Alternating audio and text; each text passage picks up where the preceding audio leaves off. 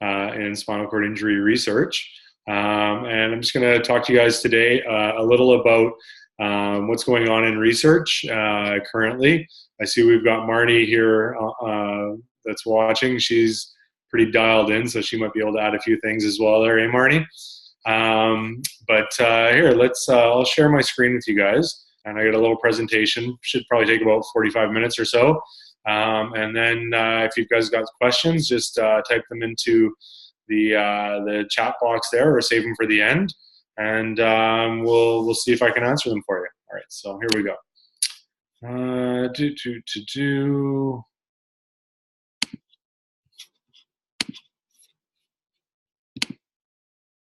All right, so what is new? Hold on, let me just move this over a little bit because it's kind of blocking my view here. How do I do that? Hold on a sec. Move this up there. There we go. That's better. And now I can actually see my slides. Perfect. Okay, so what's new in spinal cord injury research? So just want to start off and tell you guys quickly that I work at the Rick Hansen Institute, and our vision is a world without paralysis after spinal cord injury. We do a little bit of work in prevention of spinal cord injury, but more than anything, we try to end paralysis after spinal cord injury. And look at ways of mitigating the causes that cause spinal cord injury to affect us the way that it does. John, sorry, just not to interrupt you there, but just in case people have a hard time seeing the screen, sometimes they get cut off or whatever, could you make sure that you kind of describe it as well when you're going through, if there's a slide that people can't see? Sure. Thank you.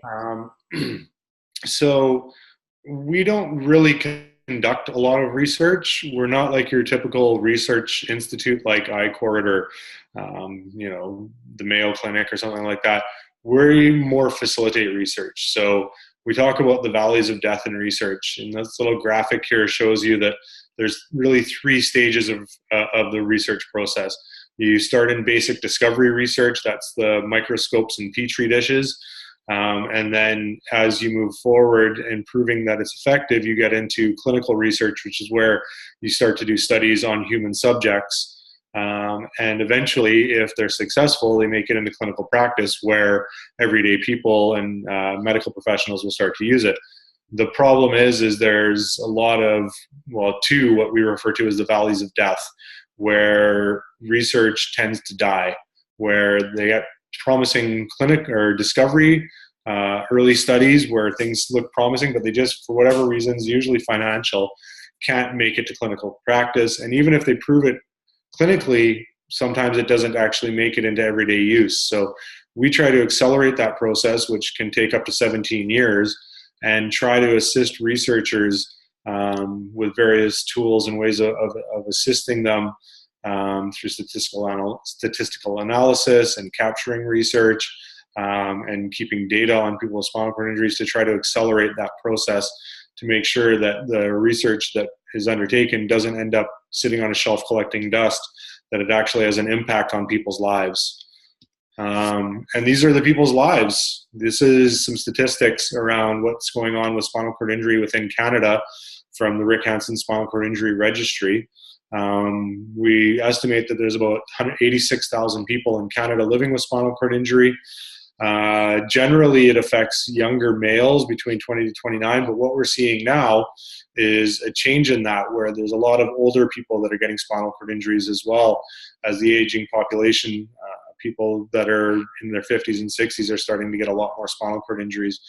The cost is massive, as I'm sure you guys are all aware, not just financially, but in the cost to the individual, rehospitalization, interactions with medical professionals, home care services, and shortened life expectancy.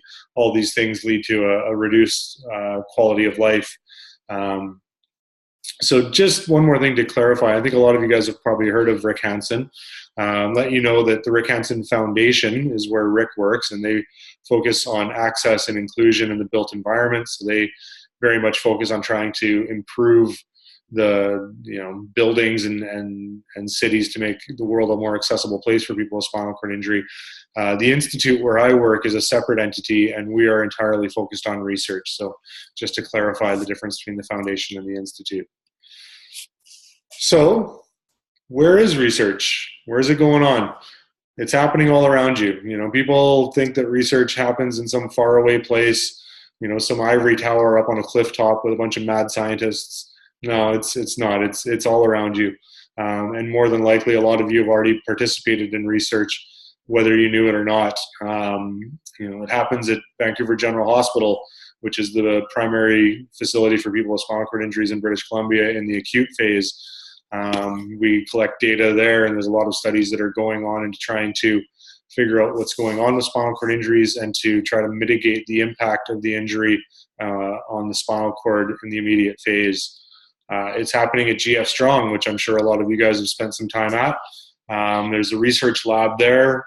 There's a lot of ongoing studies. A lot of the rehabilitative therapies and techniques that they use there have been developed and perfected over years of studying what's worked and what hasn't worked. And again, the spinal cord injury is different for everybody. If you're a low-level para or a high-level quad, complete or incomplete, younger or older, male, female, all these things are different. So it's another facility where research is happening. We're quite lucky here in British Columbia. We've got this amazing facility called I-Cord. I hope you guys are all familiar with it. It's housed at the Blesson Spinal Cord Center in Vancouver, same building where I work. And there's a lot of great research that's being undertaken there. If you've never signed up for a study there, maybe later on through this presentation, I'll be able to explain to you how you can. And again, you don't necessarily have to come to the facility. You can actually access a lot of these research studies from the comfort of your own home if you want to.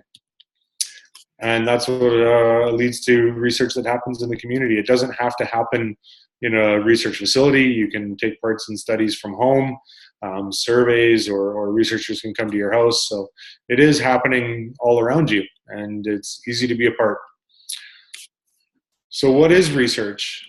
By definition, research is the way we advance our understanding of spinal cord injury. It can involve interventions, medicines, devices, therapy, or the analysis of statistics around spinal cord injury. It's what helps us get from that wheelchair image at the top from the late 1800s to the latest and greatest, which is still yet to be readily available, 3D printed wheelchairs. You think that evolution and design, it didn't just happen magically. It happened through trial and error and finding out what worked and listening to people and trying to understand what their needs were and testing these new products to come up with the latest and greatest devices. So when we talk about research, as I said earlier, there are two main types of research. There's what we call basic or discovery research, and that's the research that happens in a laboratory with white coats and petri dishes and little beakers and microscopes. That's very, very important research, absolutely, but a lot of the times not super relevant to what people living with spinal cord injury are focused on. That's where we get into what we call clinical trials. And a clinical trial is really just any study that involves a human subject. So, if it's a study that's proven a level of effectiveness and a level of safety where it's ready to be tested on human beings, that's where we come in as potential subjects and participants, and also influencers on how that research is undertaken and what research is undertaken. So if you decide you want to participate in research, you have to think about the risks. It's not all safe. There can be potential harmful side effects. So some of the risks that we look at, there's the burden of participation. Some studies can be quite involved. There's a lot of effort that needs to be undertaken on your part as a participant in that study, which can, some of them can be 6 months or more. Some of them can be invasive. Some of them can, cause you to need to relocate to another location. So there can be a lot of effort that needs to go into it. And again, as I mentioned previously, adverse or unintended effects.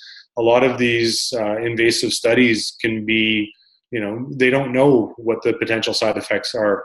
That's why they need to study it. They need to see if they're safe or if they're not safe. And sometimes secondary complications can happen that they're not aware of. Some of those secondary complications could be pain or injury. If you're doing a walking study or some sort of a physical activity study, there's a potential that you could be injured. There are safety protocols in place. There are ethics boards at every university that a research institute is held under that make sure that they try to mitigate these dangers.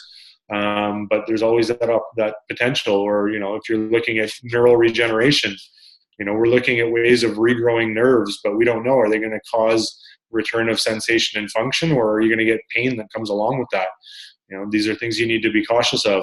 Other things, you could get an increase in spasticity or dysreflexia. You could get, with invasive procedures, they're implanting neural stimulants, electrical stimulants, which could potentially cause infection. Or, if you look at some of these really, cutting edge therapies around stem cells and things like that, they could regrow spinal cord, or, they could cause a reduction in the function level that you've got right now. So again, if you're going to participate in a study, just be aware that there are risks and talk to the researchers about it, and be aware, be an informed consumer. So when we think about participation in research, we'll start with some low risk type things. A lot of these are surveys and interviews. These are easy ones that you could do from your home. You don't need to go to a facility necessarily. There's a couple of neat studies that are currently recruiting for participants. There's one on online peer health coaching, where they look at ways in which you can use that peer-to-peer interaction to try to figure out goals for yourself and ways that you want to improve your health and improve your life. And again, it seems to be quite successful thus far. If you're interested in learning more, we can talk about that. I can show you how you can sign up if you're interested. Other ones, evaluating spasticity. It's a simple survey you can do online to look at how spasticity affects you and evaluate the effects of spasticity in treatments that people are using. Other ones, like factors that influence your physical activity. Sometimes there's burdens to getting physically active. It could be, your level of function. It could be the necessary, equipment. It could be the accessibility of facilities in your area or the lack of facilities in your area. So again, by understanding more about what's going on with people's lives in spinal cord injury, we can work to try to improve them and try to create tools and devices and facilities that can make it easier to live your life. We move forward now, and still fairly low risk. We talk about non-invasive procedures. These are studies where they're looking at how your body works, but they're not doing any real serious intervention. It's more of an analysis of what's going on, trying to understand what happens to people after spinal cord injury. So a few of the studies that are currently recruiting, these are all studies from iCord here in Vancouver. There's one on bowel care and cardiovascular function. So a lot of people experience dysreflexia during their bowel routines, and this is looking at ways of mitigating that dysreflexic reaction, where the blood pressure spikes and you get that headache, and a bunch of other negative effects happen. Another really neat one is imaging the spinal cord for pain. So they've developed a novel new way of using an MRI to get a very high resolution image of the spinal cord and trying to understand why some people get neuropathic pain and others don't. So again, really very little, burden or invasion. You go in there, you get an MRI done, which is proven to be very, very safe, and that's about it. Another one is heart and blood pressure interaction. So looking at how your heart and your cardiovascular function changes when you've got spinal cord injury. Again, these are all relatively non-invasive, low risk studies you can be involved in. When we look at more sort of medium risk studies, we start to talk about some physical activity studies. These are some really, really neat ones. These are ones that potentially you could be helping science, but you'd also potentially be helping yourself. So we think about exoskeletons. These are kind of neat. I don't know if you guys are familiar with exoskeletons. They're exterior robotics that you can put on your body. If you can see those images there, there's a couple exoskeletons. There's a Locomat and an Exo. And they're looking at studies at how they can affect your balance and your posture. Some people have complete injuries where they have no thoracic control, no control over their abdominals or back muscles. But what they're starting to find is that even if you can't voluntarily control those muscles, by doing these exercises in things like exoskeletons, people have regained increased postural control, which, as we all know, for people that have limited trunk control, having that increased stability can really increase your ability to interact with your environment. Another neat one, which is for the ladies, is pelvic floor muscle with light technology. So looking at ways of increasing the musculature in the pelvic floor, which can help with a lot of urinary continence and things like that. Another one that's going on is the Choices study. This is one looking at cardiovascular outcomes with, again, they get you over a weight-assisted treadmill or on a hand cycle, and looking at how these activities, physical activities, cardiovascular activities, affect the heart tissue, affect the blood pressure, and how they can potentially improve your cardiovascular function. Now we'll move on to some more higher risk studies. A few of these are happening here in Vancouver, and a few of them are happening in other parts of the world. One is a drug study. Actually, two of them are drug studies. One is looking at a newly developed drug called Toviaz, and that's looking at how it's a bladder medication similar to other anticholinergics that people might have taken to increase bladder capacity. But this one's kind of unique. It seems to have a positive effect on autonomic dysreflexia. A lot of people, when your bladder starts to fill, it can cause dysreflexia, that elevated blood pressure, sweating, cloudiness in the brain, various other things.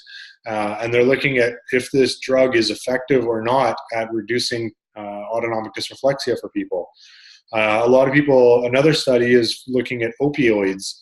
A lot of people take opioids for neuropathic pain, and a lot of times with that pain comes a lot of constipation, where you're not able to have a successful bowel routine. You can get impaction. And so they're looking at a new kind of opioid that may not cause that constipation. So again, these are relatively new drugs. They're on the market, approved by Health Canada and the FDA, but they're looking at ways that they might affect people with spinal cord injuries in ways that haven't been studied yet. And again, they're relatively new drugs.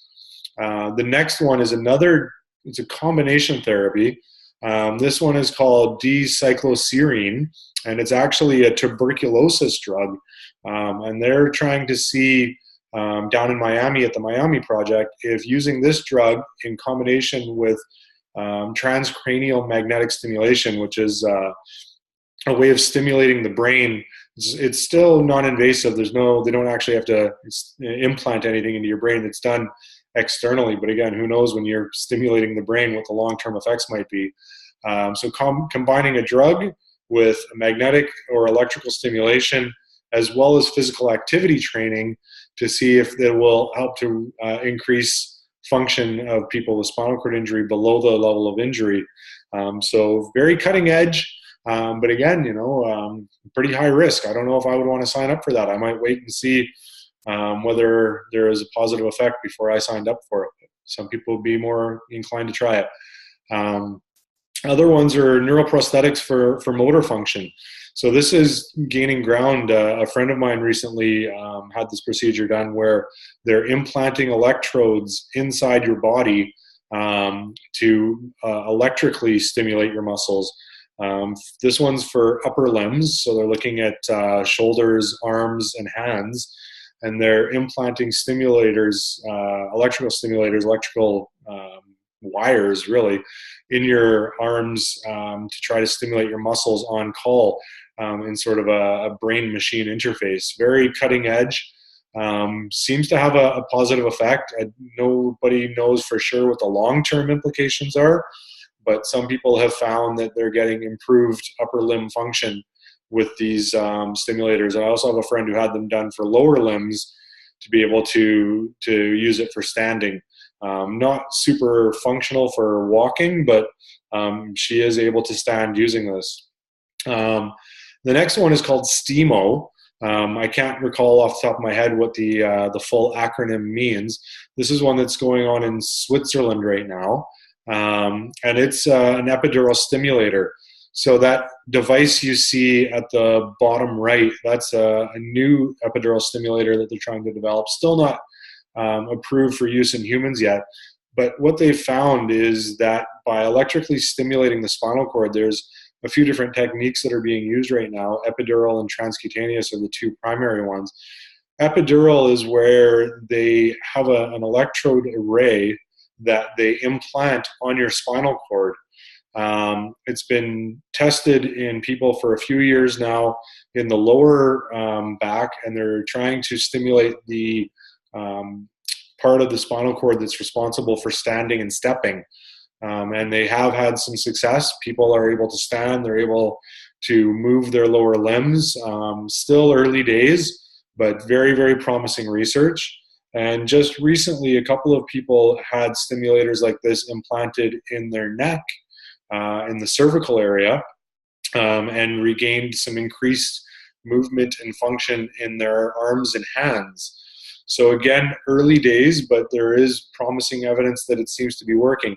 The STIMO study is in Switzerland. It's looking at lower limb function combined with some physical activity training. So by using the two to try to regain, there's actually a few studies going on now. This is really exciting research. There's some stuff going on in Minnesota, in Los Angeles, in Kentucky, in New Jersey, in Switzerland. There's also, we're looking at ways to try to bring this research into Canada just because it seems to be very promising. They are invasive. They're implanting something literally on top of your spinal cord. There has been also some evidence that it works in a non-invasive way. Some researchers have developed a technique where they can basically put a electrical stimulation pad, kind of like, I don't know if you guys have ever seen the infomercials for Dr. Hose, where they put these stimulators on your stomach and it shocks it and it's supposed to give you new ab muscles. Kind of similar to that, but I wouldn't be sticking a Dr. Ho on your spine. It's not going to work in the same way. But it seems to be waking up the spinal cord. It's allowing for that. Well, I'll talk a little bit later about what happens with a spinal cord injury and why the nerves stop working, and maybe talk to you guys a bit about how it could work later. But yeah, very interesting stuff. So anyways, what are the benefits of participating in research? Well, first and foremost, you get access to the best and the brightest and the newest technology. The researchers are experts in their field. They focus on a particular area. If there's an area of research that you're interested in and you want to know more about it, getting signed up for a study will give you access to these researchers quite rapidly, and they will be able to tell you about the latest developments. You learn more about your body and how spinal cord injury affects it. You're helping to advance science. Science, there's tons of researchers that are working really, really hard to try to advance these technologies for us, but they can't do it alone. Without our help, it's not gonna advance. So by helping to inform that research, by helping to talk to those researchers, tell them what's important to you, participating in the studies, you can help to advance that research faster. And again, the research that you're participating in, it might not help you today, it might not help you 10 years from now, but it might help somebody else who has a spinal cord injury 10 years from now. So, I think we all know how much it sucks to have a spinal cord injury. And, if we can help others down the road, I think that's worth it. So What do you want to know about before you sign up for a study? As I mentioned earlier, there's a thing called ethics. You guys all might have heard of ethics before. Every research institute is governed by a university, and every university has an ethics board. And if a researcher wants to do a study, they have to take it to the ethics board and say, this is what I want to do. And they have to give them in absolutely excruciating detail every element of what they're looking to do in the study. And the ethics board is a group of their peers, people who are experts in the field as well, who look at it to prove whether it's worthwhile, whether it's safe, and a variety of other things, to make sure that things like the fact that it's in a safe environment, that people are unlikely to get injured, that people are aware of what they're going to be involved in. So that's what we call informed consent.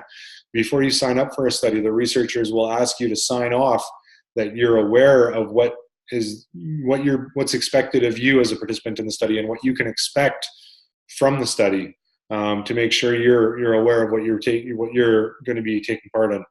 And that involves the risks and the potential benefits being made clear to you so that you're aware of what the dangers are. If you have issues with English, that a translator be provided for you. There should never be any pressure to participate. If somebody's pressuring you to take part in a study, you should walk away or roll away. You should never be pressured to participate in a study. And you can withdraw at any time. If you get into the study, you start taking part in it, you realize that it's painful, or it's too much effort, or you're just not enjoying it, you can withdraw at any time. You should never feel that you need to continue to take part in it. And at the end of the study, they should provide you with the results. They should tell you what happened, what your results are, your data, as well as the overall data of all the participants in the study and the publications that came of it. So some things to watch out for: a lack of information. If people are being a little bit shady, get out of there. Don't be a part of that. If they're pressuring you to participate, again, that should be a big red flag. If they want any money from you whatsoever, if they're asking for money, it's not a research study. It's a business. The only money that should ever change hands during a research study is them paying you for the participation you took part in. If you ever feel unsafe or uncomfortable, or if you feel the study is lacking in scientific merit, some people, a lot of times with sort of holistic medicines, people will tell you, oh, no, we're doing a study. They should be as part of a research institute under a university, and that study should have scientific merit. They shouldn't be doing a study to be able to prove that the product they're trying to sell has a benefit. Okay, so now I'm going to show you guys a quick video. I'm sure you guys have heard enough of my voice. This is a quick video that'll talk to you guys a little bit about the process that research takes, why it takes as long as it does, and some of the dangers of going overseas. I hear about it all the time from people when them or a family member has recently had a spinal cord injury, and they say they're going to go to Panama or China or Thailand for stem cells or stimulators or some unproven treatment. They're going to go see a witch doctor in Timbuktu. This is why I would advise against it. So I'll let the video explain for me. If a rogue doctor swears by a treatment that is not recognized by the medical community, here's why the skeptics who shake their heads are usually right. You don't need to be a scientist to understand this. Just keep your eyes on the prize and don't lose your marbles.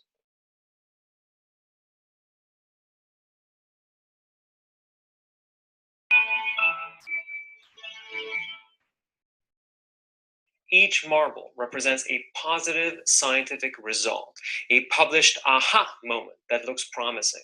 Biomedical research often starts with in vitro studies. These studies use cells grown in petri dishes and flasks being exposed to different drugs, for example. Lots of people do them, so lots of positive results are published in the scientific literature. This is interesting. Seeing how cells react to a new intervention in a petri dish is a start, but it doesn't tell us anything about the intervention's effect on tissues or organs or organisms. These promising in vitro findings have to then prove their worth in animals. Because of the limitations of the in vitro model, some of these findings don't make it. They don't translate to an animal model, but some do.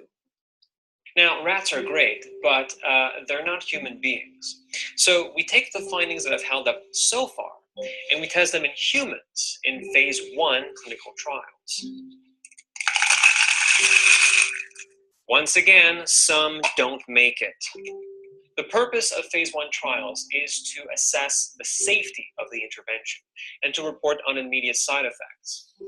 We keep going like this, losing more findings as we move from phase 1 to phase 2 human trials, where we'll test effectiveness against a placebo. And we lose some more when we go to phase 3, where we compare to standard of care. This is the finding that runs that gauntlet and makes it out alive. It was not only true for cells in a dish, but held true for animal models, then for human beings. The benefits outweighed its risks, and it did better than what we had so far. This single promising avenue is now part of common practice. Everything else was a false positive. It doesn't matter how shiny it was. It didn't work when we got closer and closer to real human beings in real life situations.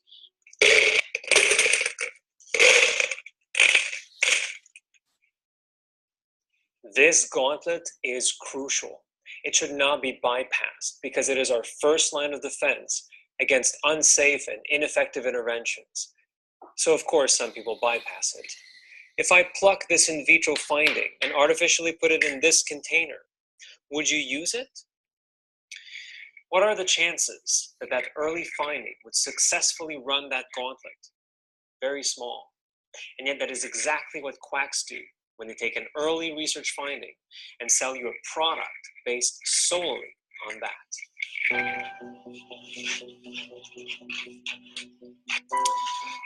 Rogue doctors bypass the system of proofing, not at their risk, but at yours. At best, you waste your money. At worst, you experience severe side effects. If you're wondering whether or not a new treatment that has not been adopted by the medical community has potential, and the person pushing it shows you a scientific paper proving its worth, check the materials and methods section. Was this done on cells, on rats, on zebrafish? That's not enough. Okay, so I'm going to try to speed up a bit because I see I'm running a bit long on time here. That gave you guys a bit of insight into the clinical trial process, why research is done the way that it's done. You need to make sure that it's safe, that it's effective. When you start to look into participating in a research study, they need to make sure that you're the right subject they're looking to study. So they have what they call inclusion and exclusion criteria. This basically says, do you fit the criteria that they're looking for? So this is just something I pulled off. This is from the STIMO study.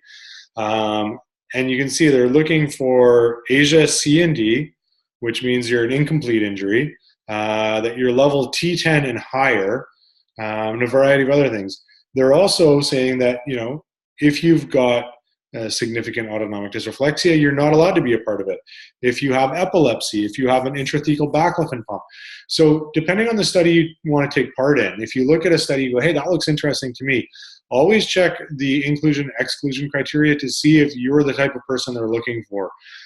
Every study is different, and every study has different inclusion and exclusion criteria. So how can you get involved? Every study that I've ever participated in, and I've participated in a lot, in the informed consent process, they always have a little tick box there that says, do you agree to have your name added to their mailing list, and would you like to be informed of future studies? If you do this, they will email you when a study comes out that they think you're eligible for and you might be interested in. So that's a real easy way to keep in the loop. You can sign up with the Rick Hansen Institute. You can sign up with I-Cord. You can sign up with a variety of research institutes. You can check bulletin boards. Places like GF Strong have a research bulletin board where they're always looking for people to participate. You can always swing by I-Cord, which is down in Vancouver if you're in the area, or you can check out their website. They've got a bulletin board there where you can look at the variety of studies that they're looking for, looking to recruit for. We're also on their website, icord.org. If you look under our research, you can look through all the variety of studies that they're currently recruiting for, which is, I spoke to you guys about a few of them earlier. Another really good one is called clinicaltrials.gov. This is a U.S. government website which is curated by the National Institutes of Health Research. It's massive. Any research study that is worth its salt will be listed here. If a study's not listed here, maybe, well, some of the smaller studies that happen probably won't be here, but if they're looking at a significant invasive research study that's looking to make a profound impact on a health condition, it should be listed here. As you can see, you can filter down for particular health conditions or diseases and particular terms, things that are relevant to you. It's getting better. It used to be a bit cumbersome to navigate, but it's getting better all the time. So definitely a site worth checking out if you're looking at studies that are happening in different parts of the world. So let's talk a little bit about some of the latest interesting stuff in cure-related research and regeneration of the spinal cord. So first things first, let's talk about what actually happens to the spinal cord. This image is a little graphic of a human spinal cord after it's had an injury. So what generally happens, people talk about severing their spinal cord, as I'm sure you're all aware. Very few people actually sever their spinal cord. The only way you could sever your spinal cord is if something actually protrudes through it, sometimes a bullet or some other device or object. What generally tends to happen is you have a high velocity impact from a car crash or a fall or something like that, and it causes bruising in the spinal cord. The spinal cord swells. The cells aren't able to receive the blood flow that they normally would, and the cells die. There's an immune response by the body, which forms what they call a glial scar, which is sort of that purplish bluish sort of bubble that's in the spinal cord there. And what ends up happening is it blocks off the neural pathways of the spinal cord. So you end up having these nerves that run up and down the spinal cord being blocked by this scar formation that forms in the middle. And this scarring, it's very thick and sort of sticky. So the nerves grow into it, but they can't grow back out or grow around it. They can't grow through it. And really that's what's blocking the neural transmission through most people's spinal cords. So what are they trying to do to stop it? Well, in the early phases, they're looking at what we call neuroprotective drugs. These are drugs that they're looking to give to people in the immediate aftermath of their spinal cord injury to try to stop that secondary damage, that scarring, and that cellular death. A lot of them are anti-inflammatories, trying to reduce that swelling in the spinal cord. Very interesting for people who have not had a spinal cord injury, potentially saving people from having paralysis following an injury, but not terribly relevant to us who are living with spinal cord injuries because the scar is already formed. That's where we talk about debridement. So anybody who's ever had a pressure injury where they had scarring, scabbing on their tissue will know what a debridement procedure is. Debridement is trying to remove dead tissue.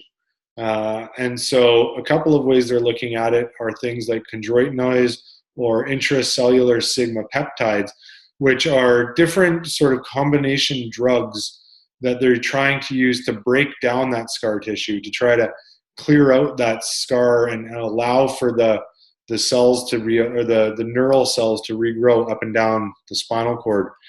Some interesting stuff happening, particularly in Cleveland around that. Dr. Jerry Silver, he's doing some amazing work there. Still early days, but promising in animal models, not yet ready for human trials yet. This is one that's actually going into clinical trials. Early days. This is what they call a spinal scaffold. This is trying to insert a biodegradable sort of tissue into that cavity to try to allow for cellular growth through that spinal, that scar. I personally think that that combination of debridement of the scar as well as creating a positive host environment with a spinal scaffold will allow for the neural cells to regrow potentially in the future. But again, still quite early days. And then we all talk about stem cells. We've been talking about stem cells. I've had a spinal cord injury 24 years, and stem cells have been on the tip of people's tongue around spinal cord injury for a very long time. Again, nothing proven safe or effective in humans yet. There's people selling stem cells in different parts of the world. I can tell you without any question, I would not be signing up for it yet, but it's interesting. Originally, they were taking what they called embryonic stem cells, which are stem cells from fetuses. Then they started looking at what they called autologous cells, which are cells taken from yourself or your family members or people that had similar DNA to you. Now they're learning how to actually directly reprogram cells. So instead of taking cells from your mesentery or your bone marrow, they can take cells from your skin and create them, revert them from a skin cell back to a stem cell and then forward again to a neural cell, or like I said, directly reprogram cells, which can go from a skin cell directly to a neural cell.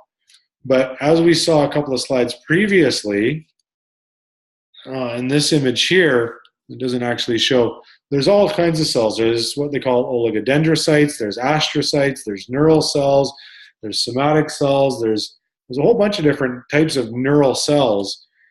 So what are the right kinds? Do we want neurons? Do we want glia? Do we want astrocytes? Do we want oligodendrocytes? You know, we need to differentiate these cells into specific stem cells specific neural cells that are appropriate for what we're trying to recover in the spinal cord. It's fascinating how rapidly this science has advanced. In the last 10 years, it's gone on leaps and bounds. Not yet ready for prime time, but moving closer and closer all the time.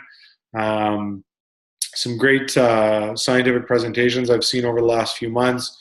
I don't purport to be an expert in these, and I don't think I could explain to you in absolute detail how they work, but I'd be happy to answer any questions you guys have later on.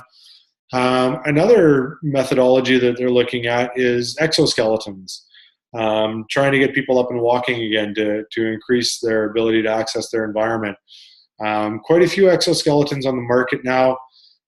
They're still somewhat limited. They work very well in a clinical environment, walking in a straight line on a very flat surface.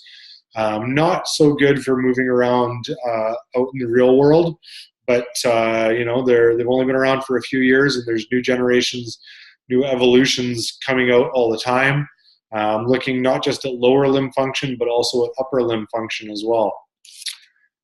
We spoke earlier about epidural and transcutaneous stimulators. This is an image. The center is the electrode array that they put onto the dura, and then with the stimulator that's implanted. On the left is an X-ray which shows you the array implanted on a person's spine, and then the stimulator which is implanted in your abdomen. Pretty amazing, this technology. It was originally developed for back pain, and so it's FDA approved. It's been used for back pain for about 20 years, but now they're finding that it actually works in neural regeneration. People are getting return of function below the level of injury. So interesting stuff to keep an eye on. So what does this all mean to you? I guess, you know, when we're starting to wrap up this presentation here, stay informed. You know, technology is advancing all the time. Researchers are working hard to try to improve people's lives after spinal cord injury. So keep aware. Don't just sit back and pretend that it's not happening, or wait for it to happen for you. Understand the risk. If you're going to participate in a study, make sure that you know what's involved and what the potential risks are. Your participation is important. Without your help, the research doesn't advance. But remember that it's voluntary. You don't never feel pressured to be involved. If it's something you feel you want to be a part of, by all means take part. But remember that you should never be pressured to be a part of something. So where can you learn more? This is a great book. A good friend of mine wrote this book.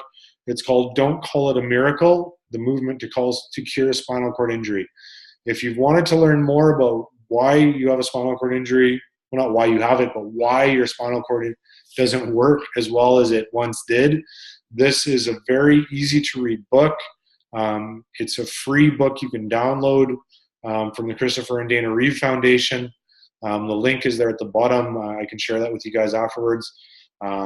Fantastic book, an easy read. It'll tell you all about what's happened over the last 30 years in spinal cord injury research around curing spinal cord injury. Yeah, I'm not going to talk too much about it because the book will explain everything that I can't. PubMed. So this is another thing similar to clinicaltrials.gov. Any study that gets published by a peer-reviewed journal will likely arrive here. Sometimes it can be challenging to access these studies. Sometimes they're hidden behind firewalls or pay for access. PubMed is all free. You can go there and you can read about the latest developments in research.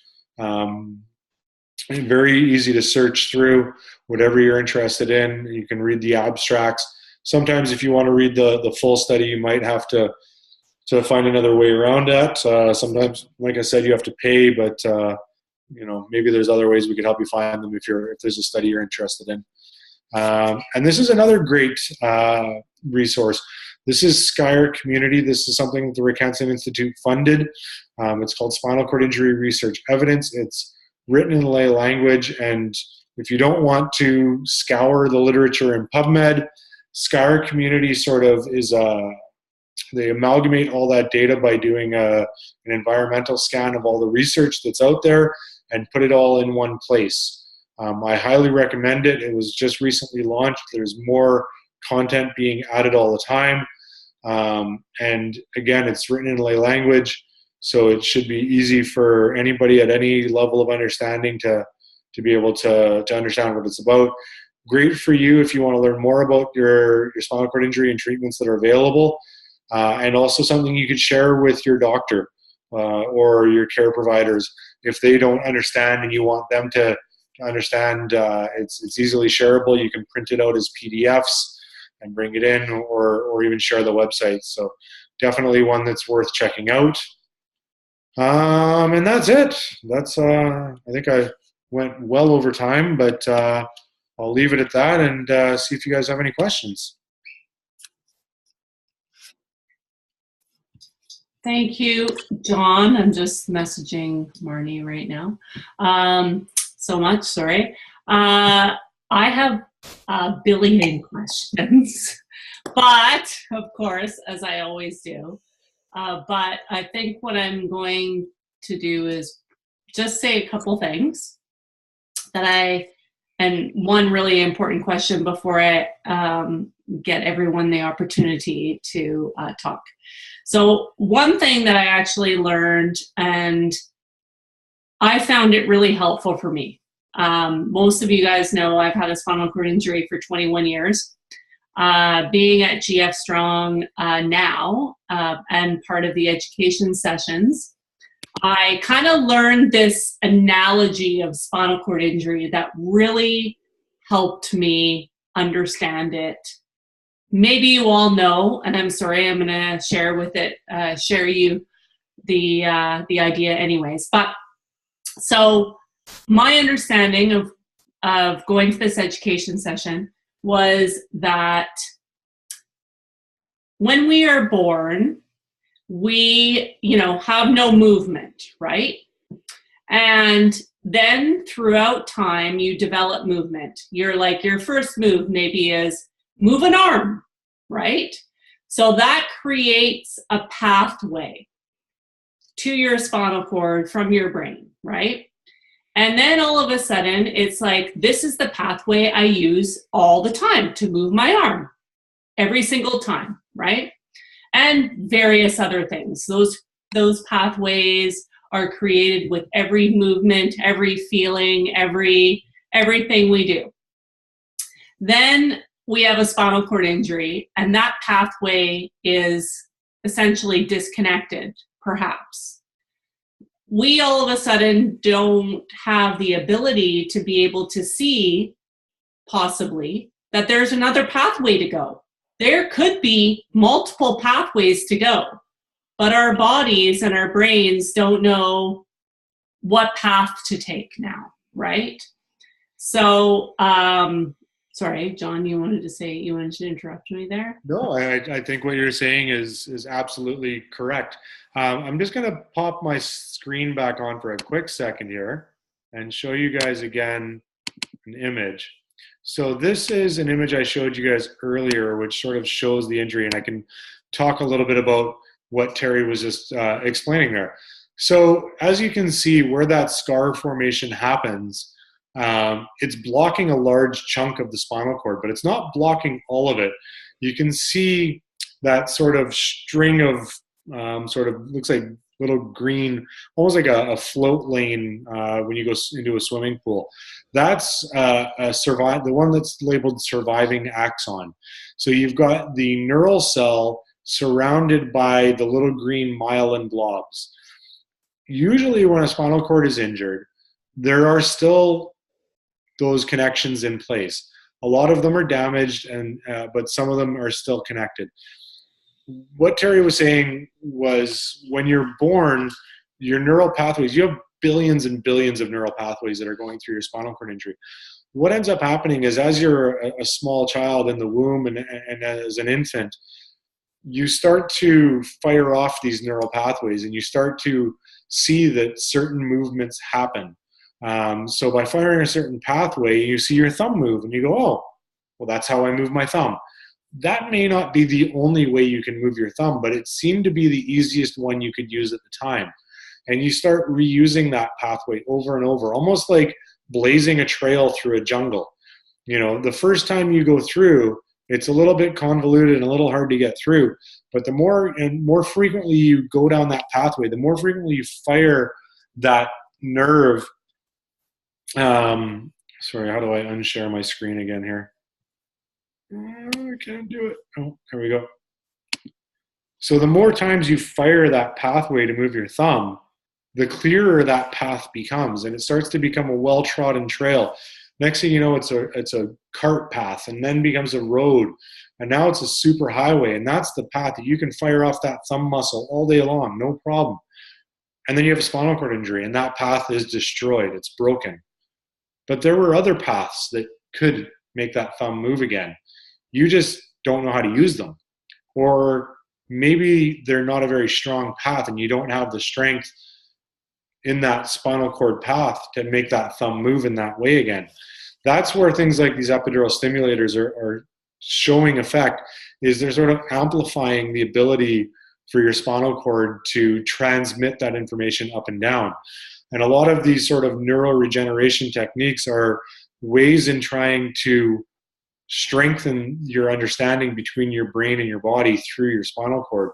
So that's why a lot of the really promising techniques are using physical activity training in combination with a cellular, drug, or electrical intervention to try to give you an opportunity for those cells to regrow or to reactivate or to activate more strongly, as well as that sort of biofeedback and training, so that you can strengthen that pathway.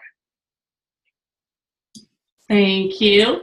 And so one thing we didn't talk about is most of us that I see here on this chat have all, been in a chair for a substantial amount of time.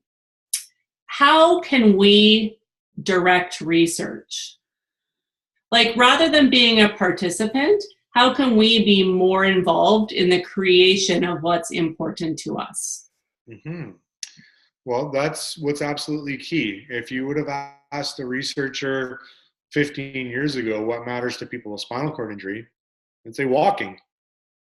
Well, I don't know about you, walking's not that important to me. Getting my hand to work a bit better would be nice. You know, having bowel and bladder that worked properly, that'd be a lot better. So about 15 years ago, a great friend of mine did a research study on priorities for recovery of people with spinal cord injury. And lo and behold, walking was 4th or 5th down the list for most people. So that publication really opened up researchers' eyes to what the priorities were, but they still don't get it.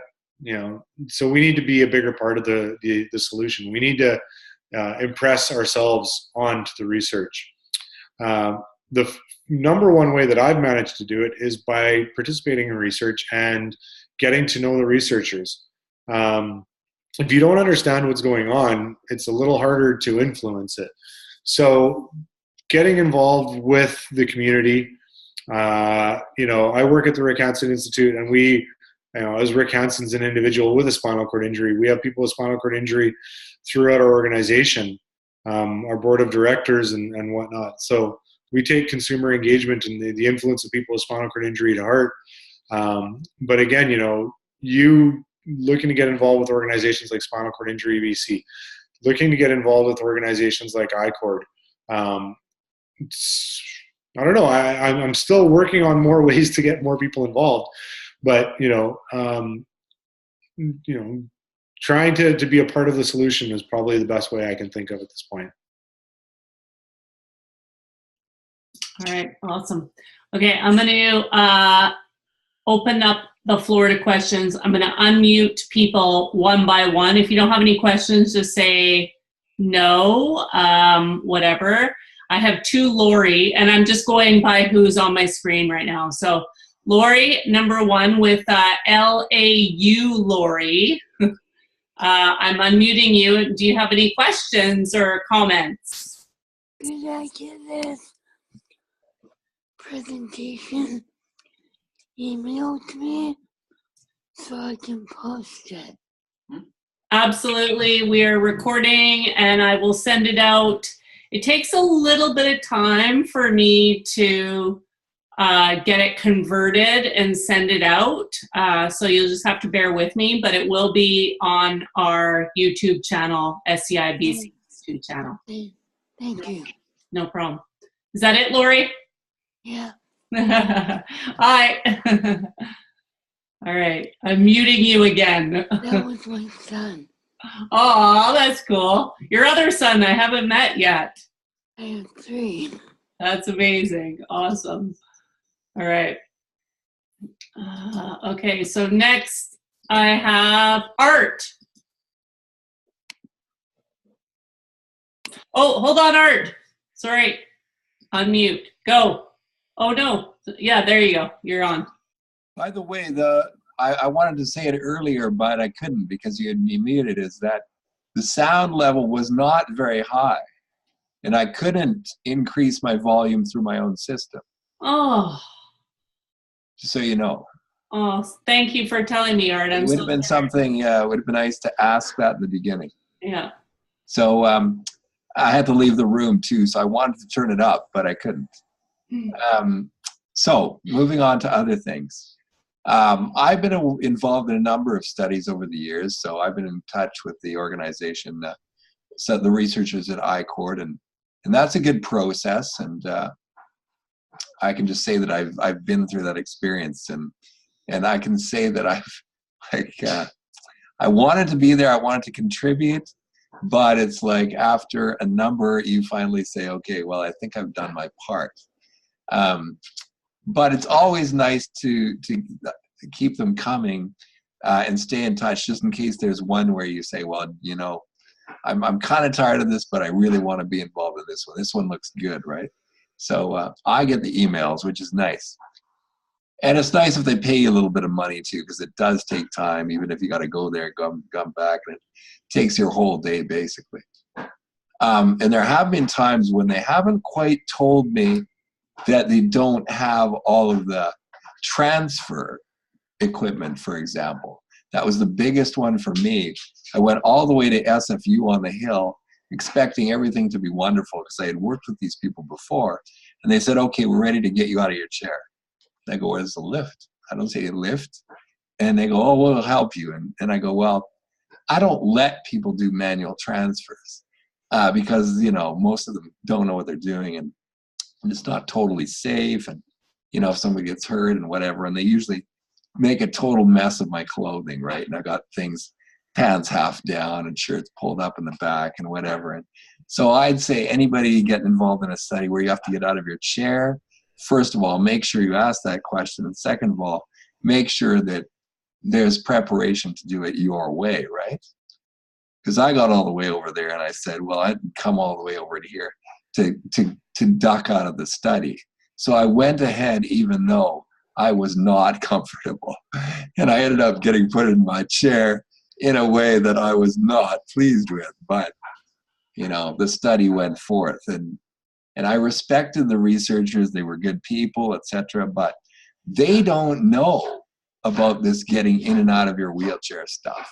And they don't understand that, hey, there's things we don't do, you know. So there's some advice for anyone. Thank you so much, Art. Yeah.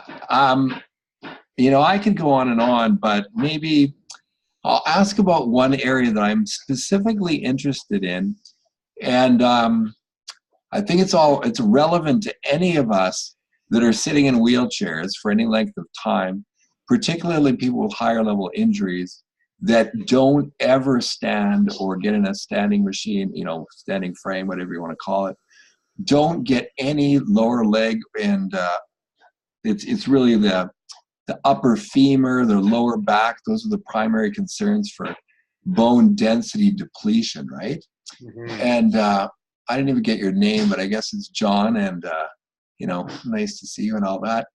But a friend of mine introduced me to some equipment that I haven't really used myself in the area of vibration stimulation. And he used it successfully as a person with diabetic neuropathy, couldn't stand. And he couldn't walk, but he could stand for small amounts of time, bend his knees a little, and benefit from this vibration platform. And there's a whole bunch of these things already on the market. And I was actually involved in the promotion of it to an extent, but I didn't actually use it myself. And I didn't promote it to the spinal cord community because at the time, the research, although there's lots of studies, and there's everything from frequency of vibration, amplitude, which is how much physical distance the platform goes up and down, and certain types of vibration, which can be rotational or which is oscillating, which means one side goes up while the other side goes down, or the entire platform goes up and down and up and down. And it's been used successfully with muscle stimulation to gain people strength and elite athletes, increase in performance and things. But it has been used successfully with people like the elderly, which are very concerned with bone density loss. But for us, without proper sensation, we can't tell whether there's actual damage being done by excessive use or excessive frequency or excessive amplitude, etc. So I don't know if you're up on this, John, but I was shown that they do have a machine at the I-Cord facility.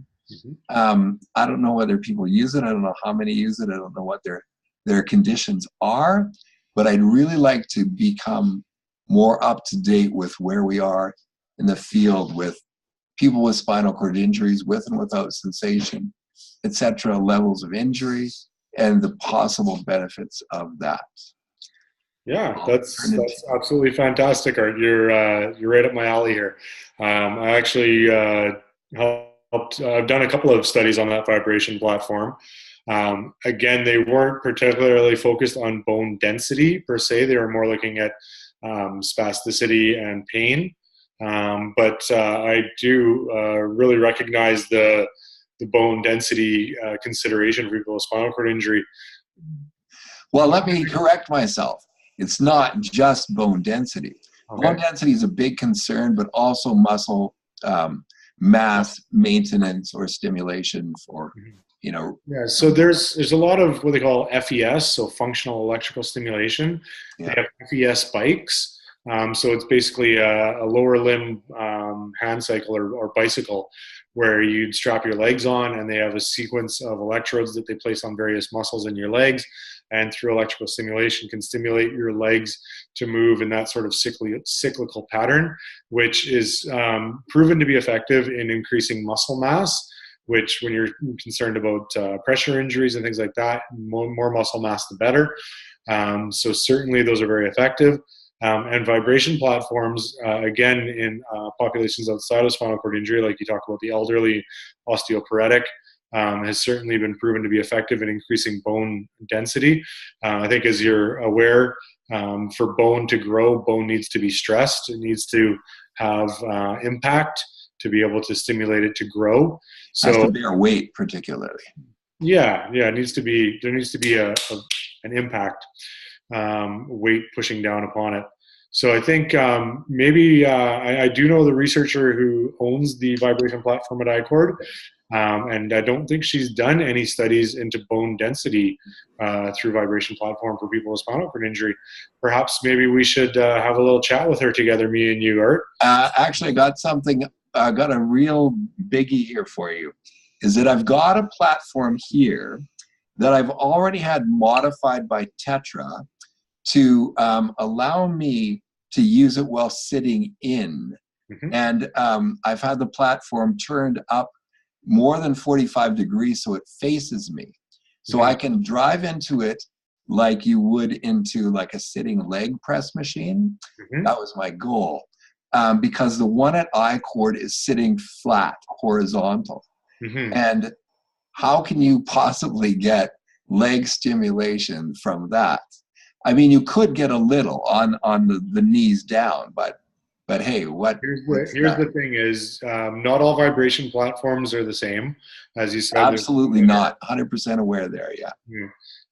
And so a friend of mine is a researcher in Toronto, has studied a variety of different types of vibration platforms, and found that some have a much more significant effect than others.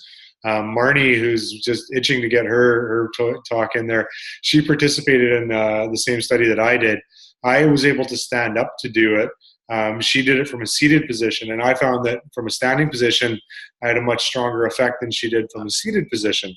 What this researcher in Toronto has done has attached a standing frame to the platform, so if you're unable to stand on your own, you can use a standing frame on top of the platform to get that effect. So, maybe what we can do, Art, is have a little chat with the researcher at iCord, Bonnie Sawatsky, who owns that, and maybe propose a study that might work to answer that question that you've got.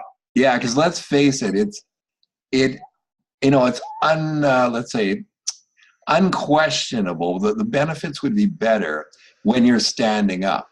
But standing and getting into a standing frame is significantly time consuming. And who's got a standing frame in their house? Well, nobody that I know. Anyway, I've got the thing modified already so you can wheel up to it and put your feet on it in like 2 seconds.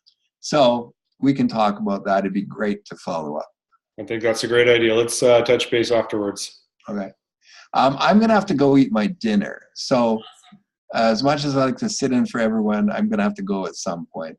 All right, thank you. I'm sorry you didn't hear it very well.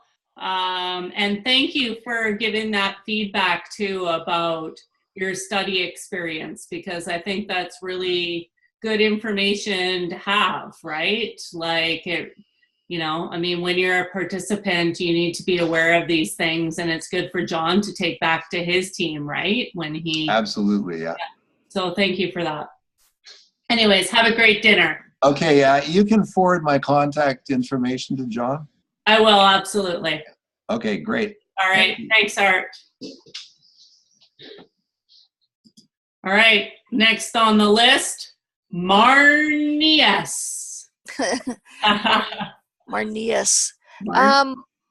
Well, I think like what Art was saying about the lower legs, getting exercise for the lower limbs, or what do you call it, like your calves, I guess, because that's what happened on the vibration machine for myself, is like it caused spasms.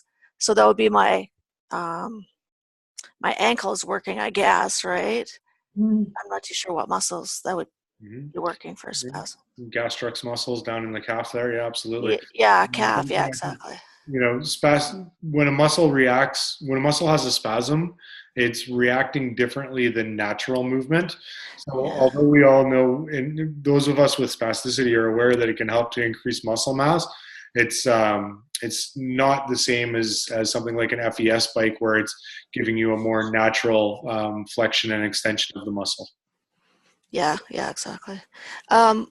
So what I wanted to ask was, there, like you were saying, like how we could influence how research is, like you talking to Bonnie and stuff, but like I think all of us, we find research when it's already ready to be, they're looking for participants, right? Mm-hmm. Yeah, so how do we influence at the earlier stages? Well, again, you know, it's about, you know, I think, Marnie, you know the people around I-Cord better than anybody. And if you've got questions that you're interested in, you know, like that's the key, is what question do you have? And if you've got a question that you want to find the answer for, you know, that's where you can start to get involved in talking to researchers. If you don't know who the right researcher to talk about to answer that question is, I'd be happy to help you with that. There's other ways, you know, bringing in, you know, I think I did a focus group. I don't remember if you were at that one around diet and nutrition on spinal cord injury. But there's ways where you can get involved, where you can start to influence the research, talk to the researchers. We did a cafe at the Autonomic Symposium where we wanted people to interact with researchers. So we're trying to develop more and more forums and opportunities for people to get involved. Perhaps maybe me and you should have a little chat about ways that might work easier. Yeah, that's cool. Yeah, for sure. Because it's like, I think we need to find something that's like research that's practical for life. Because like you say, the exoskeleton, it's great in a lab, but you can't even, you have to have two people to operate it. You can't even do it yourself. Like, so it's not a real practical thing, right? Where there's lots of things we could be doing for practical purposes. That's something I talk to researchers about all the time is, you know, there's a study that I'm working with some of the researchers to try to develop around nutrition and diet and how that affects people with spinal cord injury. And, you know, I had to say to him, you know, it would be great if we came to the conclusion that champagne and caviar is the perfect diet for people with spinal cord injury. It's probably not that practical. So, you know, we need to find something that's going to work for people in their day-to-day life. For sure. I like what you were saying about possibly sort of retraining your neural pathways, I guess. Is that what you were saying? That's what you were getting at, right? Yeah. Like doing something like that. Like I've seriously just been thinking about that lately. Like why am I not thinking of things while I'm doing them? More with my lower body. Do you know what I mean? Yeah. Yeah. Instead of, you know, you think that it's shut off, so you don't think about it. But really, if you think about it, I think. Yeah, well, you know, it's a question, you know, nobody knows the full answer, but yeah, exactly. I would like to think that, you know, getting what we call biofeedback, so that movement of your lower limbs below the level of injury, combined with your, you know, conscious effort to try to activate those pathways, and perhaps combined with some way of improving the connectivity of the spinal cord through a stimulator or a cellular intervention or a drug intervention, you know, it's that combination which I think is probably going to create the breakthrough that we'd like to see. I actually just did a research about like 2 weeks ago or so, where the guy was making me think of like moving my foot a certain way. And like when I think of my legs, it's like this burning pain, right? But it was kind of like an interesting study. Finally, it's like, yeah, something like that's practical. That they're actually working on this stuff. So it's pretty cool. And that was at I-Cord at Bussin. Very cool. Yeah. Yeah, there's some good research going on there. Mm-hmm. Thanks, Marn. Thank you. One thing that John and I, we were just in Calgary a little while ago, and a friend of ours is doing some research with the epidural stimulator. So they've actually, everybody's heard about the epidural stimulator, and they're being very focused on getting up and walking, and who knows how that is. He's focusing on autonomic functions, so like getting your blood pressure up, or bladder bowel function, hand function. And what I find really exciting is really it's about awakening those pathways that are still there but our brain doesn't see, right? I don't know if I'm going to be like first on the list to sign up for that surgery or anything. However, at the same time, it's pretty exciting because this didn't exist 20 years ago, Didn't exist 5 years ago. Yeah, exactly. Anyways, okay, Robert, I'm unmuting you. All I know right. you have lots of questions and comments. Right. Yeah. Well, the first comment is what you just said about developing new pathways in the brain. That is so powerful. I've had personal experience with that. The brain was blocked in many areas almost from birth, so that the thought processing information was a big problem, and it was very slow for me, very slow processor. So what I learned is what you're talking about, is that the brain, as magnificent a creation as it is just so brilliantly designed, you can pave, as you're saying, new ways, like John was saying, super highways that connect really well, and they can find new ways around what the problem, what the block was or is. So where I was unable to process properly, I found new ways to process. And it was just like you're saying, finding them, experimenting with them. And I found the key was to access therapy. People who are experts in that field, where they study that's their thing, they love it, and they are indispensable.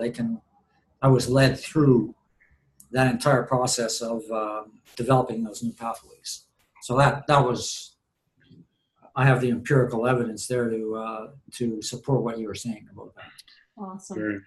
That's awesome. That's fantastic to hear. I don't discount any types of therapies. There's a lot of sort of holistic therapies. A good friend of mine uses a lot of yoga in the work that she does. We're actually, I put her in contact with a young researcher who's also very interested in sort of that mindfulness and sort of very natural therapies, as well as, we get right down the gamut to these electrical implants. I don't think anybody can discount anything. And I think that, you working your own path and helping to influence those researchers and being a part of it is going to find the solution. I don't think it's going to be any one thing.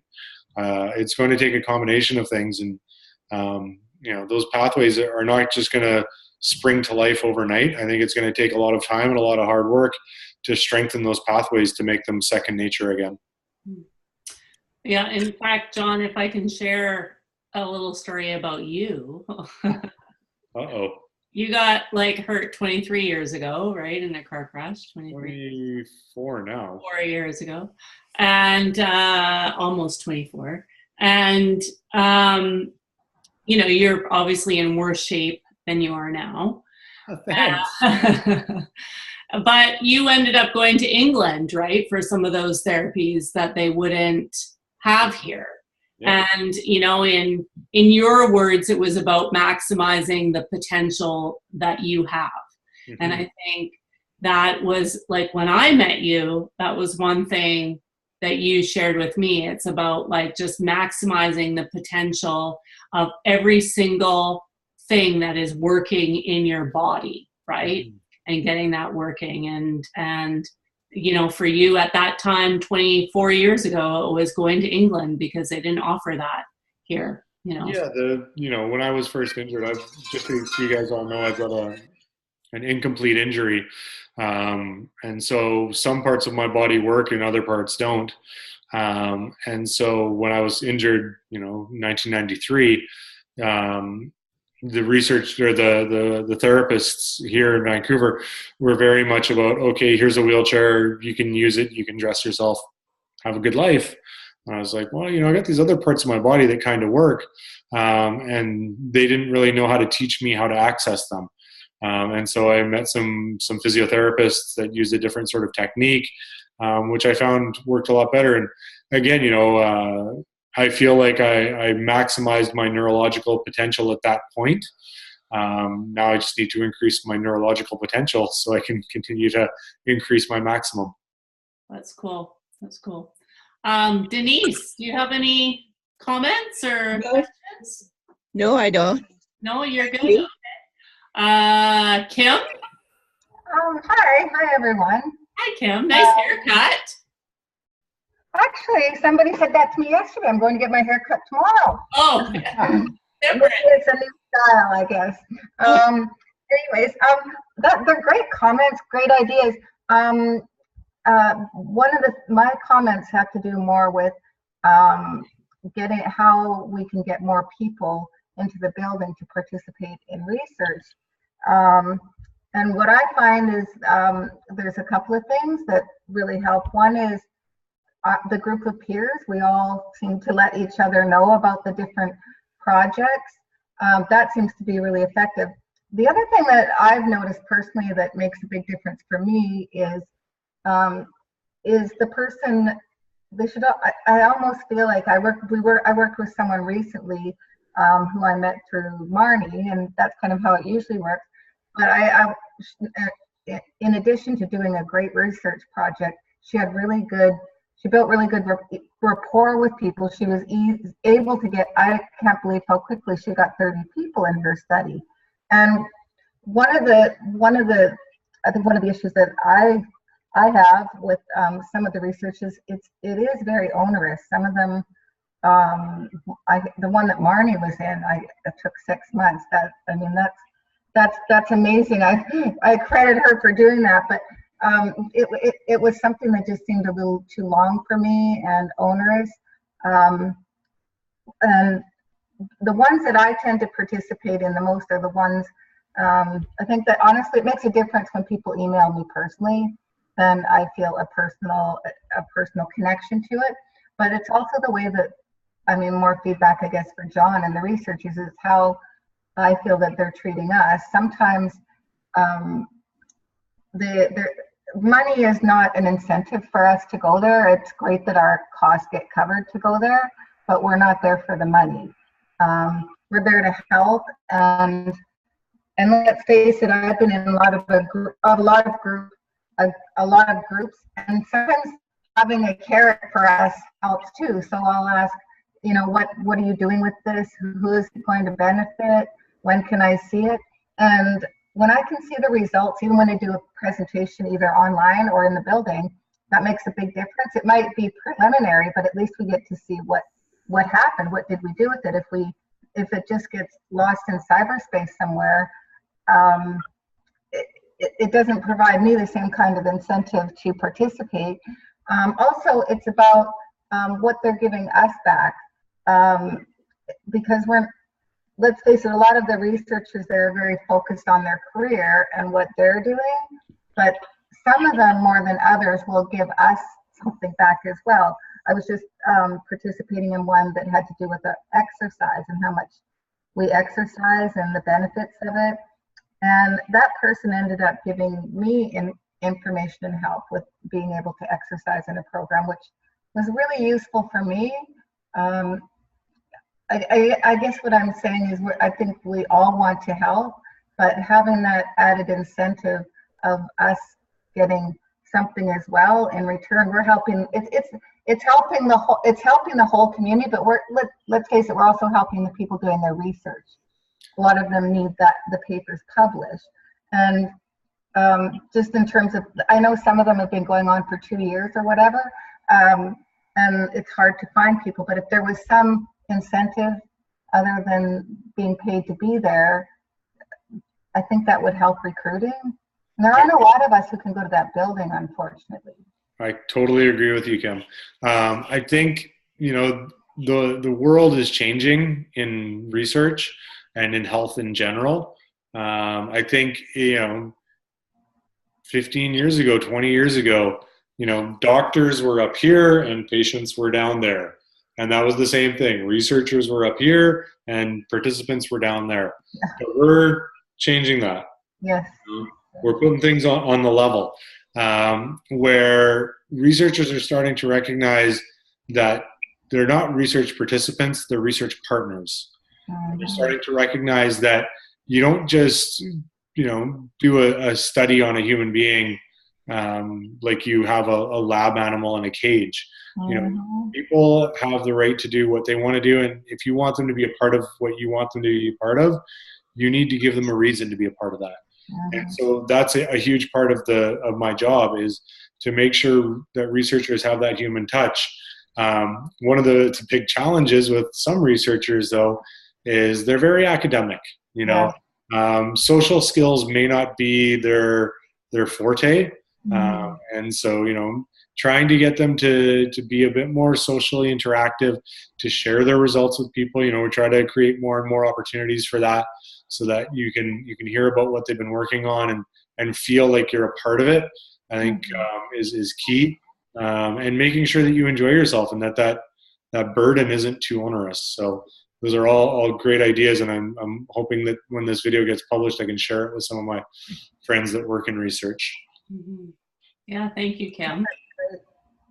The one thing I wanted to say too is that I think it's really important that every one of us that is living with a spinal cord injury is self-interested. We're all interested in different things, right? Because our spinal cord injury is affecting us, right? Like for Art, he's interested in the the stimulation thing, whatever it's called, I don't know. Anyways, for me, that doesn't interest me, right? Like my AD, my blood pressure affects me greatly in my life. So I tend to do research studies that are more related to that, right? And everyone is going to have their thing that they want to do, right? So it has to have, especially getting the results, getting your personal results, because we sign up for those research studies, we're not just signing them up. Sometimes we sign up for the goodness of our heart, but most of the time we sign up because they really affect our lives. So if we don't see the results of that, it feels so not worth it at all. Like that could change our life, seeing those results of those studies that we participate in, because they actually matter to us. That's why we participate in them. Just like Art was saying about the bone density. Yeah. I just did a study a few weeks ago, and one of the parts of the study was getting a bone density scan. I'm sure if I had gone to my family doctor and said, I've had a spinal cord injury for quite a while, I haven't had a bone density scan in over 10 years, and I should probably check what my bones are like, he would have said, sure, no problem, we'll get you a referral, and I'll get that sorted out. And 6 months later, I would have got a phone call from the bone density scan clinic, and they would have told me that they got an opening 6 months down the road, and maybe a year later I would have gotten in for that, and then they would have done the scan, and 3 weeks later they would have sent the results to my doctor, and then he would have called me and said, come in for an appointment in another 3 months when he has an opening. And a year and a half later, I would have found out where my bone density was. Well, I signed up for a study, and I went down and I got the latest cutting edge version of bone density scanning, and they gave me the results that day. So, some of the perks of not just getting your results, but maybe bypassing some of the hurdles that you sometimes see in the system. For sure. I think those are great perks, and those are instantaneous perks if you're in a scan. But if you're just in a study, even if it's just a questionnaire, the reason why you're doing it is because it affects your life. Really, it's as simple as that. Whenever I do presentations like this to researchers, the very last slide I always show them. It's the last slide of my presentation. I use it every single time, and I leave it up there for the whole period of question and answer. Share your results with the participants. Yeah. Anyway, sorry, John and I can always go on. This is what our dinner conversations are like, everybody. We just fight a lot. For those of you that don't know that he's just in the other room. Lori with an O, last but not least. Would you like to say anything? You're unmuted, but I think you muted yourself. I don't know if you have anything to say. I'm just gonna leave it open there for a minute. I'm gonna unmute everybody, and if anyone has any other comments or questions, I'd love to hear from you. One thing I wanted to say is that there are lots of different research projects going on out there, like you guys say. And I want to thank Terry for getting out like all the really good emails telling people about different studies that are going on, because it's hard to get information out there and people don't always check the site themselves. So it's good if someone can deliver it. Or like Kim said, you know, if you get a personal delivery because you want to hear more about different projects going on when you sign up from one, just keep in the loop. It's really easy way to keep in the loop, and ask around. Of course, peers are great always. Peers number one. Yeah, exactly. And yes, I do send out. I don't know. Obviously, some of it isn't related to every single person, and I only get limited research sent to me. So. I think those websites that John showed earlier are really good. If you're interested, then definitely go on those websites and check it out for yourself. I think it's, John, that's one question I wanted to ask you is, how easy is it to search for things? Like if I wanted a bladder research study, would I just type in bladder, or do I have to type in bladder SCI, or like how does that work? I tell you what, I'll share my screen with you guys right now, and I'll show you how easy it is. Great.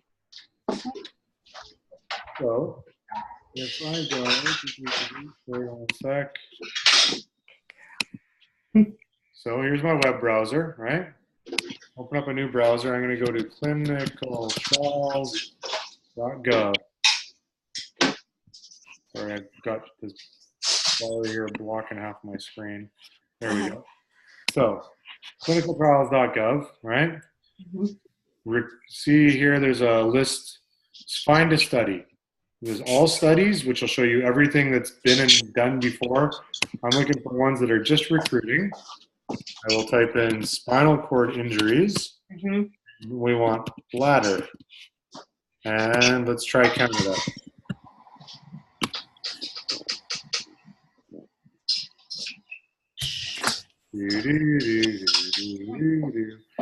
So right now there's only two.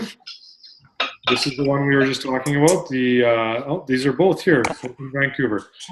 So this one is Dysport for treatment of urinary incontinence and neurogenic detrusor overactivity. So the first thing I would do is go down to inclusion-exclusion criteria. Urinary incontinence for 3 months with neurogenic detrusor overactivity, which is probably all of us. Injury at T1 or below, and the injury occurred 6 months prior to screening. So that's not me. I'm a C7, so that wouldn't work. MS must be clinical stable in opinion. Okay, well, that's not for me, but let's try this other one. This is the Toviaz study I told you about. Inclusion, exclusion. Where is it? There we go. Male or female, T6 and above. Presence of autonomic dysreflexia. This CIC is intermittent catheterization. So, it's that easy. If I wanted to go back and look at another study, let's go back. We'll go spinal cord injuries. Let's say I want to learn about Pain. pain. Mhm. Okay. In Canada. Oh, Oh. not in Canada. It doesn't necessarily. Actually, hold on. I missed something there. I want to go just to the ones that are recruiting because I don't want to know about all the ones that are dead studies or finished studies. Dead. Well, sometimes, you know, they have trouble recruiting and the study just ends up dying. So as you can see right here, in the world, there are 58 studies found for pain. You know, and you can narrow it down geographically. This one's looking at Botox. This one's looking at acupuncture versus a specific needle stimulation. So you just start scrolling through them, developing a model of shoulder pain, neurofeedback, capsicum wants to try spices for their pain. Low-dose capsicum, that's like Yummy. chili peppers. There's a TENS, that's therapeutic electrical neural stimulation. Gabapentin, you know. So there's tons of studies that you can find. They're not. It's not super hard. Hey, who started like park? Because we want to get another park going out in the valley somewhere. So park How do we was get another started one? by Tanya Lam. She's an I-Cord researcher. She got a grant for the equipment there. They're actually developing one at UBC Okanagan, where Kathleen Martin-Guinness and Heather Gainforth work. I don't know if there's anything in the plans for the South Fraser yet, but maybe we need to find a researcher who's based out there who'd be interested in working with us to develop something like that. Yeah. A third of the population in BC is south of the Fraser. Mm-hmm. Yeah, there's a ton of people. I think up to Chilliwack or Abbotsford, it's huge.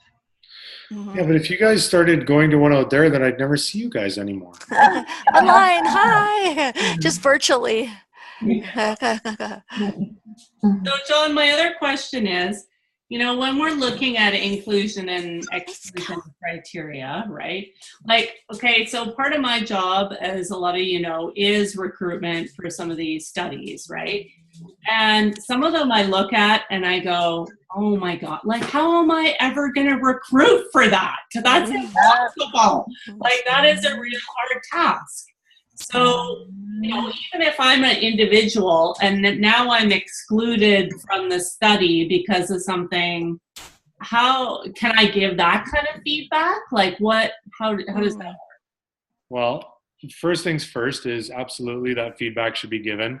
I've got a few examples of studies that were designed with rather poor inclusion and exclusion criteria, and you know, now they're wondering why they can't recruit anybody for their study. What were you thinking? But I'm going to just share my screen again here. So if you look here, let's see. So this is a new drug, oxycodone version. It says targeted for chronic pain management in patients with spinal cord injury. They're using oxycodone naloxone combination. Male or female, 18 to 55, 3 months following injury. Any Asia score? Well, this looks like it's a very open study. Let's find must one. be taking a regular opiate, it said. Oh, yeah, okay, let's do that. Does it say that? Yeah. Must be taking regular opioid medication. So what if you've never taken one before, but you're wondering whether it's effective or not, right? Well, what I would do is I would just scroll down here. Oh, look at that. Contacts. Contact that individual right there and say, I don't take opioids, but I have pain. You design that poorly. Make it better next time. You know? Yeah. And they can apply to their ethics board and say, we'd like to change our inclusion and exclusion criteria because we'd like to also include people that haven't previously been taking opioids. And they can potentially get that done. Yeah, good example. If not, then you can certainly let them know that they should think twice and perhaps, consult people with spinal cord injury in the future around how they design their study. Mm-hmm. Okay, thanks. All right, anybody else? We're getting to our end of the end of the night. End of the night, 10 more minutes or so. Supper time. Yeah, supper time for us too. One of the things that you're talking about is the, I can get out all my questions. Haha. Actually, I have two things. One comment that I would like to make is John and I were down in Miami for Working to Walk, and it was a very different culture of research down there, I found. I mean, obviously it's small and it's called Working to Walk and whatever. I fought going for a number of years, but I went. But it was really good for me to go. It's not my, like, whatever, if I, walk, I have other issues than walking right now is basically, what I'm concerned about. But there are some very desperate people in very desperate situations that they're willing to put them, and, what they're willing to put themselves through was really astonishing to me. And I don't know if it's that we have like this great quality of life here, or what it is, healthcare system, or what it is. But it was really interesting. But they are doing some very great things that John didn't also talk about. I mean, there's so much happening, but the risks that people are willing to go to, I think it's easier maybe to recruit for studies there because people are so much more desperate than here, right? Have more people.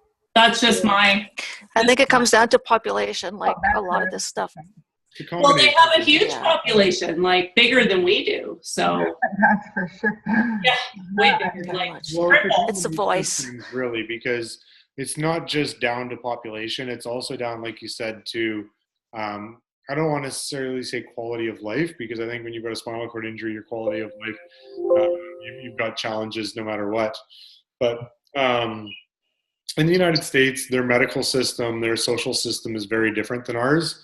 And so for them, they're very, very focused on cure-related research, because if you've got no medical coverage, if you can't afford a wheelchair, if you're not able to get to work because they discriminate against you, we don't really have those same problems here. We have a much bigger safety net, and so for them it's fix my spinal cord or nothing.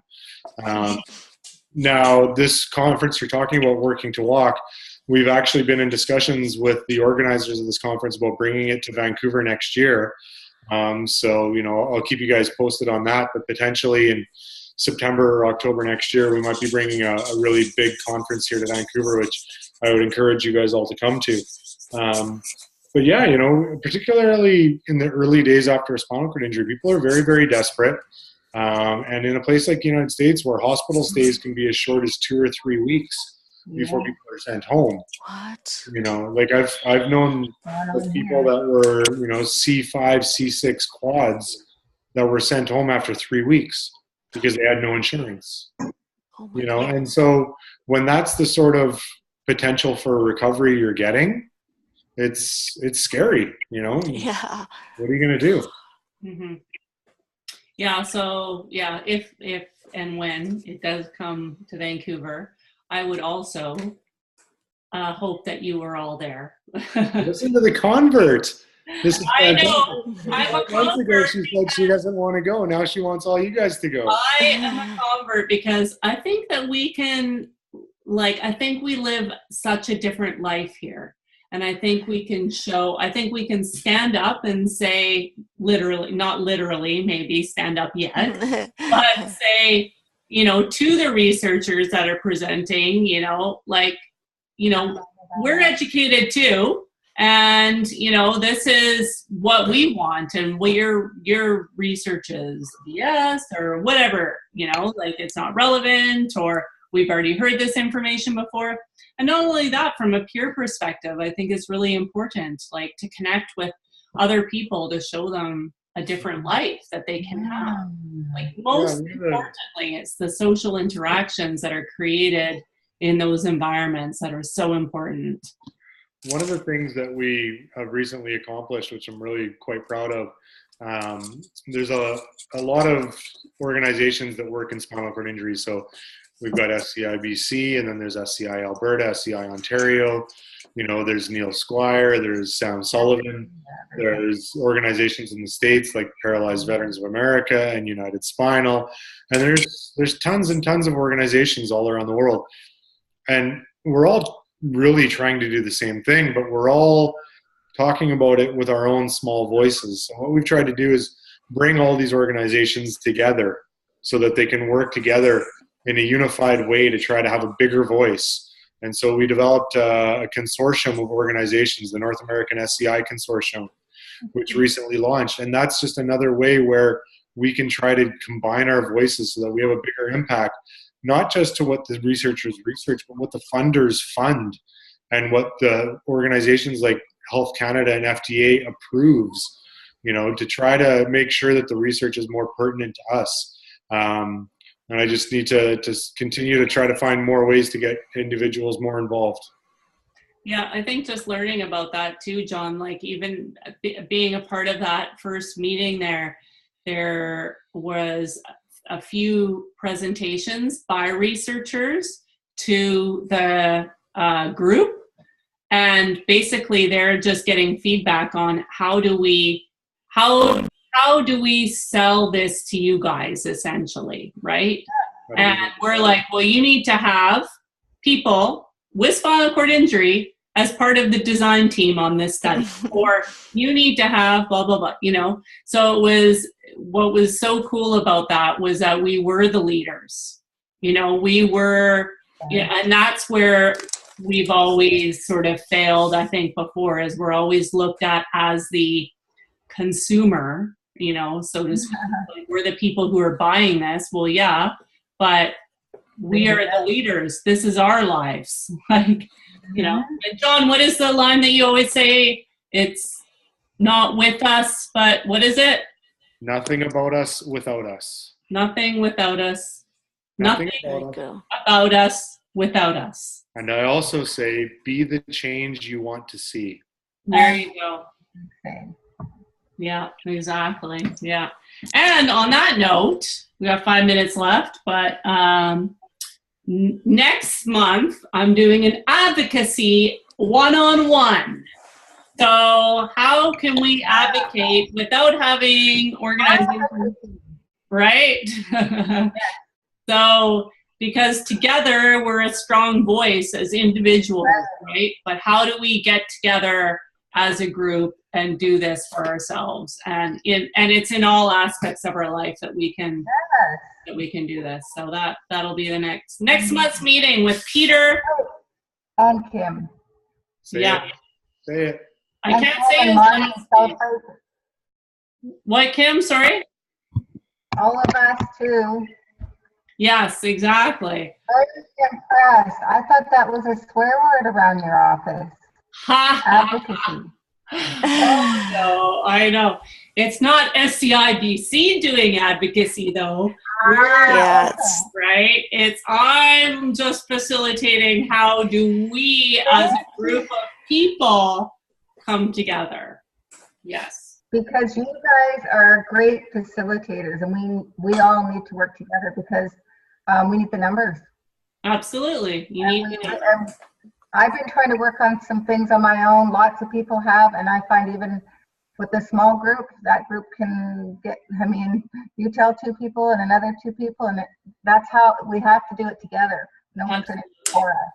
Absolutely. Yeah, I agree. I agree entirely. Perfect. Anybody else have any comments or anything? Or should we sign off and say good night and go have our dinners? Good night. Happy New Year. Happy New Year, Happy everybody. New Year. Yeah. Thank you for spending your holidays with me. Pleasure. Thank you. All right. Good night, everybody. Thanks, everyone. Bye. Bye, Dawn.